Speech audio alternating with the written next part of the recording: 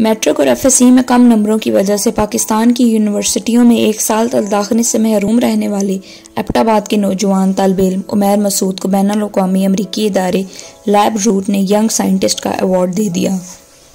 उमैर मसूद को lab root ने ये दो अलग अलग साइंसी तहकीकात करने पर दिया है।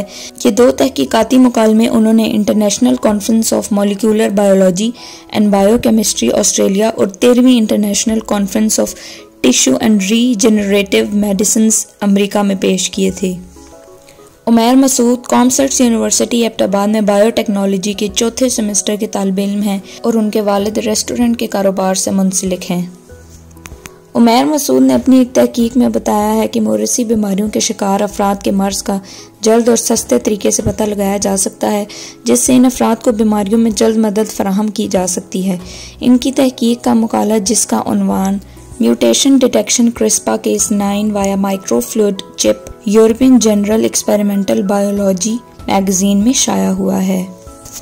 उमैर मसूद की दूसरी तहकीक में कहा गया है कि किसी भी जानदार की जीन हासिल करके किसी दूसरे को मुंतकिल किए जा सकते हैं।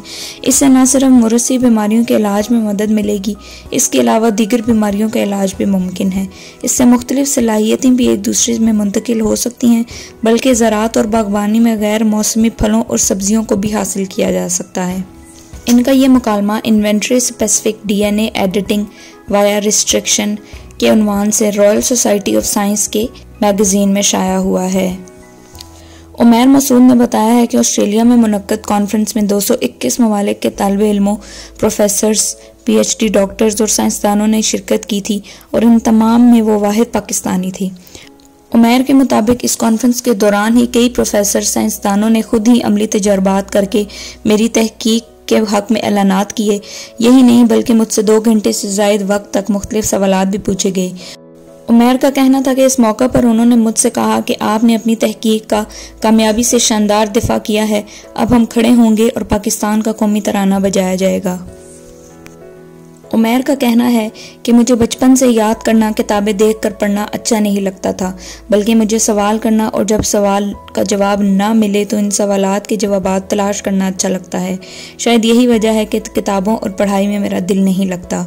उमैर मसूद के मामू मोहम्मद रियाज का कहना है कि उमैर अपनी पैदाइश से ही मुख्तलिफ मसाइल और मौरूसी बीमारियों का शिकार थे। अब भी इनका छोटा भाई इनसे बड़ा लगता है। बचपन में इसकी परवरिश इसकी माँ और दादी ने बड़ी मेहनत से की थी। खेल कूद तो ज़्यादा कर नहीं सकता था, मगर पढ़ाई में भी अच्छा नहीं था, कुछ भी याद नहीं कर सकता था। वो बताते हैं कि बचपन में उमैर को पढ़ाने के लिए बिठाएं तो सवाल करने लगता था, याद करने को कहो तो कई घंटे याद ही नहीं करता था, मगर जब सवाल करता था तो बड़े बड़े दंग रह जाते थे कि इसके दिमाग में ये सवाल कहाँ से और कैसे आया। मोहम्मद रियाज का कहना था कि इस माहौल में इसने मैट्रिक और एफएससी का इम्तिहान पास किया और दोनों इम्तिहानों में इसके नंबर इतने अच्छे नहीं थे। मुझे अंदाज़ा हो गया था कि उमैर गैर मामूली तौर पर ज़हीन है, बस इसकी जहानत को सही रास्ते पर लाने की ज़रूरत है, इसलिए अक्सर इससे बात करता था। उमैर बायोलॉजी के मजमून में दिलचस्पी लेता था। मोहम्मद रियाज का कहना है कि उमैर उस वक्त बहुत मायूस हो गया था।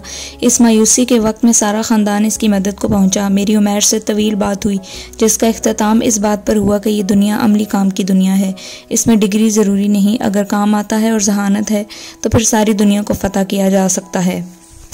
उमैर मसूद का कहना है कि जब मुझे पता चल गया कि मुझे कोई यूनिवर्सिटी बायोटेक्नोलॉजी में दाखिला देने को तैयार नहीं है, तो मैंने अपने मामू के मशवरे से इंटरनेट का रुख किया, जहां यूरोप और अमेरिका की दर्जनों ऐसी यूनिवर्सिटीज़ और इदारे हैं जो 2-2, 3-3 माह के मुफ्त शॉर्ट कोर्सेज करवाते हैं। इन कोर्सेज के लिए वो मुझसे मेरे नंबर, तालीम, साल नहीं पूछते थे।